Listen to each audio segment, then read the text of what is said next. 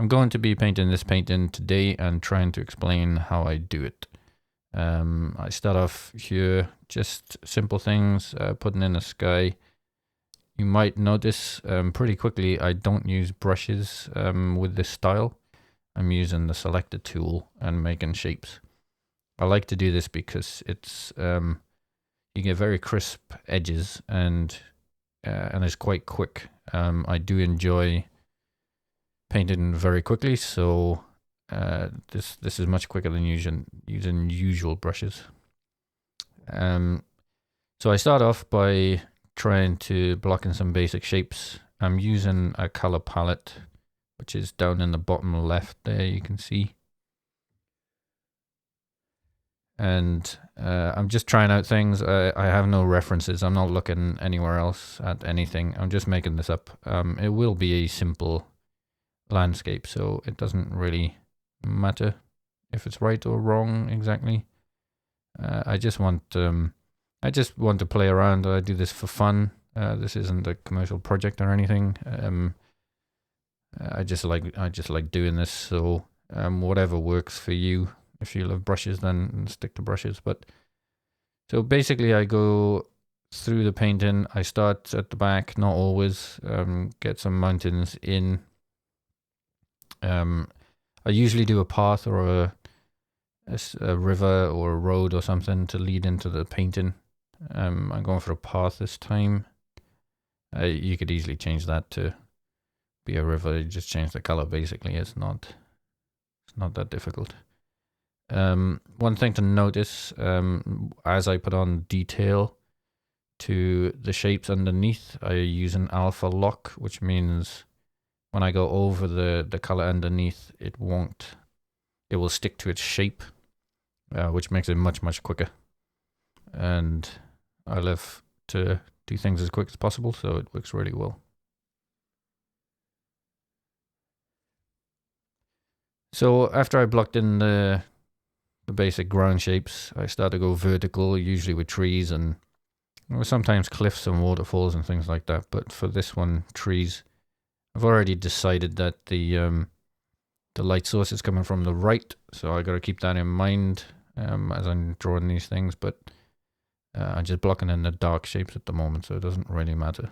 But when it comes to the shadows, now I got to get them right. Quite often I forget where the light source is coming from, and sometimes I put the shadows the wrong way around. And weirdly, you don't even notice sometimes, so that's a bit odd. And I wouldn't be surprised if they're the wrong way around here somewhere as well, so let me know if you spot any. So I'm just adding more detail here, nothing too special.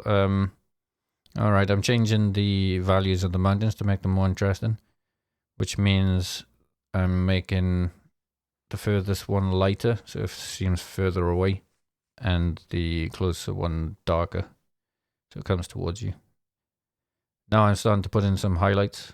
Obviously I just pick a lighter green, but one thing to note when you're using greens is try to make them either blue or yellow, not just green. So the highlight of that green grass you're seeing is actually more yellow. Usually you go blue if it's in the shadow, because blue's colder. Color's kind of up to you though, so it doesn't really matter. It could have been pink for, like, it makes any difference really, but use whichever colors you like. Especially in this style, because it's not realistic. I can basically use whatever I want. I love painting rocks. I've studied rocks a lot, so I painted them realistically many times. So I like to keep them pretty basic here. I don't go overboard. It's very important. The shapes are nice, and one great tip with rocks is bunch them together. You'll notice sometimes I draw 3 all over each other, so you can't tell which one's which, and then you can tell by the highlights that you put on them. Having separate ones is okay, of course, but try and group some together because they always come in bunches. If you pay attention next time you're out, the rocks are always in bunches. Putting some shadows down. I'm gonna keep them very dark this time. Usually I kind of blend them in or make them more bluish, but I wanted this painting to be more high contrast for no real reason other than just personal preference. Now I'm putting in some vertical grass, which I always do. Overlap is a very important thing when it comes to landscape painting. So the more overlap you have, the more depth you get. So I try to make sure I overlap all over the place. You can take that even further. You could put fence posts and all sorts of things. So I wanted this to be fairly quick, so I didn't want to go too crazy. At this point, I like to put in some flowers. I always make very, very colorful flowers. I like color, so I'm not trying to make anything realistic. I just want it to look fun. So I'm just playing around. I don't really try to be realistic or anything. So, and depending on what mood I'm in, I'll use different colors. So I've gone from orange and pink this time, which I don't usually use actually, but it worked quite well. So thought I'd leave it. And I generally will use white at some point, always, because if you notice outside, there's always little white parts of flowers, pretty much always. So at this point now, I'm going to make the painting edge more interesting.